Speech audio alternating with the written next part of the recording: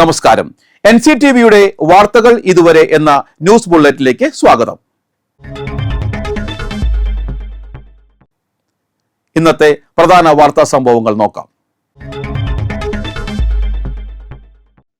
Aryampadam പുതുരുത്തിയിൽ electric സ്കൂട്ടറിൽ സഞ്ചരിക്കുമ്പോൾ shawl ടയറിൽ കുരുങ്ങി അങ്കണവാടി വർക്കർ മരിച്ചു.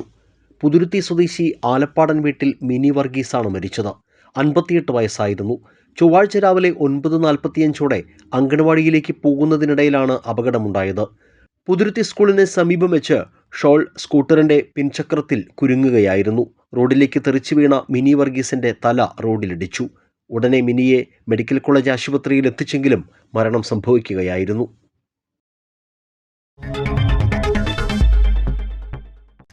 വിയ്യൂർ സെൻട്രൽ ജയിലിൽ വയോജന കമ്മീഷന്റെ സന്ദർശനം. മുതിർന്ന തടവുകാരുടെ പ്രശ്നങ്ങളിൽ അടിയന്തര ഇടപെടലിന് നിർദ്ദേശം. കേരള സംസ്ഥാന വയോജന കമ്മീഷൻ ചെയർപേഴ്സണും മുൻ MP-യുമായ സോമപ്രസാദ്, കമ്മീഷൻ അംഗങ്ങളായ KNK നമ്പൂതിരി, അമരവിള രാമകൃഷ്ണൻ എന്നിവർ വിയ്യൂർ സെൻട്രൽ ജയിൽ സന്ദർശിച്ച് മുതിർന്ന തടവുകാരുമായി കൂടിക്കാഴ്ച നടത്തി. വയോജനങ്ങളുടെ ക്ഷേമം, താൽപര്യം, അവകാശം എന്നിവ സംരക്ഷിക്കുന്നതിനും അവർക്ക് നിയമപരമായ ആനുകൂല്യങ്ങൾ ഉറപ്പാക്കുന്നതിനുമായി രൂപീകരിച്ച കമ്മീഷൻ മുതിർന്ന തടവുകാരുടെ പ്രശ്നങ്ങൾ നേരിട്ട് ചോദിച്ചറിഞ്ഞു. വിയ്യൂർ ജയിലിലെ തടവുകാരന്റെ പരാതിയുടെ അടിസ്ഥാനത്തിലാണ് കമ്മീഷൻ സന്ദർശനം നടത്തിയത്. സംസ്ഥാനത്തെ ജയിലുകളിൽ കമ്മീഷൻ ആദ്യമായി നടത്തുന്ന സന്ദർശനമാണ് വിയ്യൂരിലേത്. വാർദ്ധക്യ സഹജമായ ശാരീരിക ആവശ്യതകൾ നേരിടുന്നവർക്ക് തുണയായി പരിചാരകരെ നൽകുന്ന കാര്യത്തിൽ ജയിൽ അധികൃതർ ഉചിതമായ നടപടി സ്വീകരിക്കണമെന്ന് കമ്മീഷൻ ആവശ്യപ്പെട്ടു. തടവുകാരുടെ മാനസിക പ്രശ്നങ്ങൾ കൈകാര്യം ചെയ്യാനും ആത്മധൈര്യം പകരാനും സ്ഥിരമായി ഒരു കൗൺസിലറുടെ സേവനം അത്യാവശ്യമാണെന്ന് കമ്മീഷൻ വിലയിരുത്തി. നിലവിൽ ജയിലിൽ കൗൺസിലർ ഇല്ലെന്നും ഈ ഒഴിവ് നികത്താൻ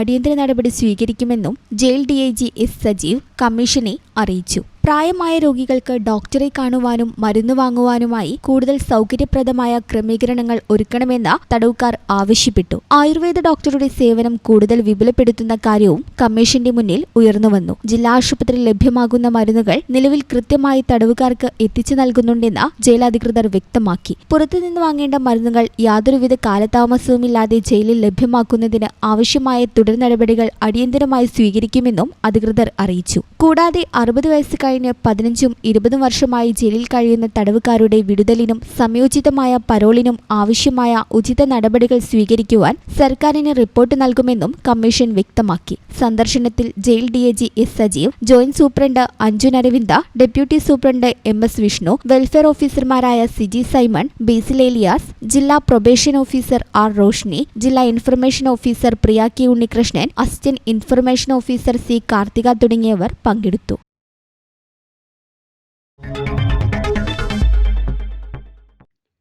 വരന്തരപ്പള്ളി പഞ്ചായത്തിലെ കള്ളിച്ചിത്ര ഉന്നതിയിൽ കാട്ടാന ആക്രമണത്തിൽ ഗുരുതരമായി പരിക്കേറ്റ് ആശുപത്രിയിൽ കഴിയുന്ന ഊരുമൂപ്പനെ ജനപ്രതിനിധികൾ സന്ദർശിച്ചു.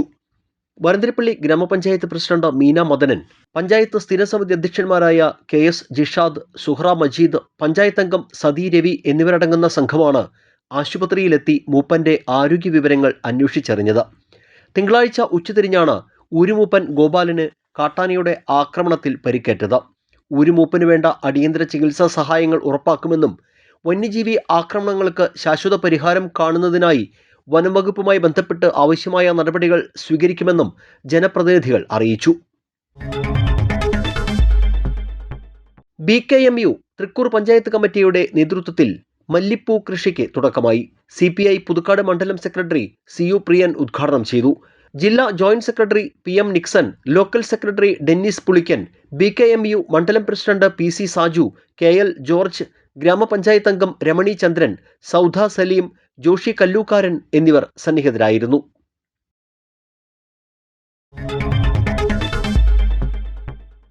കാലാവസ്ഥ.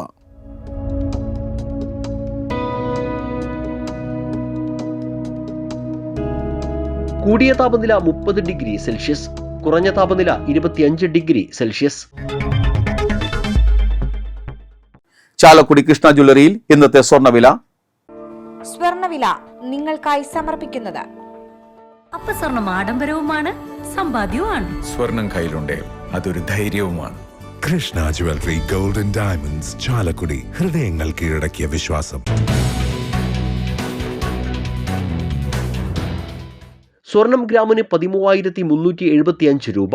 പവന് 1,07,000 രൂപ. പുതുക്കാട് തെക്കേത്തുറവ് കുന്നന്മക്കര കേശവൻ അന്തരിച്ചു. 67 വയസ്സായിരുന്നു. സംസ്കാരം ഇന്ന് ഉച്ചതിരിഞ്ഞ് 3-ന് ഇരിങ്ങാലക്കുട SN ക്രിമിറ്റോറിയത്തിൽ. ലളിതയാണ് ഭാര്യ. ജനീഷ്, ജയ എന്നിവർ മക്കളും ശ്രുതികൃഷ്ണ, കൈലാസ് എന്നിവർ മരുമക്കളുമാണ്. ഇതോടെ വാർത്തകൾ ഇതുവരെ എന്ന ന്യൂസ് ബുള്ളറ്റിൻ സമാപിക്കുന്നു. നന്ദി, നമസ്കാരം.